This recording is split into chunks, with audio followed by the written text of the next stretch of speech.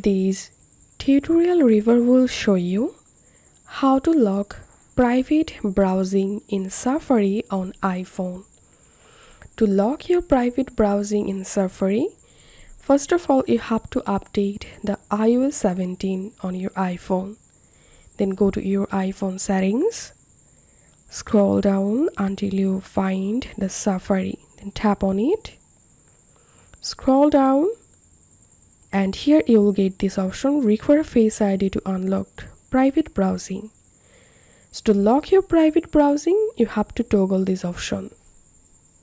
And after that, if I open my Safari browser and if I open the private mode, as you can see, it's asking to verify my Face ID. After verifying my Face ID, I'll be able to use the private browsing mode. So that's how you can do it. If you find this video helpful, don't forget to subscribe Tutorial River. See you in the next video.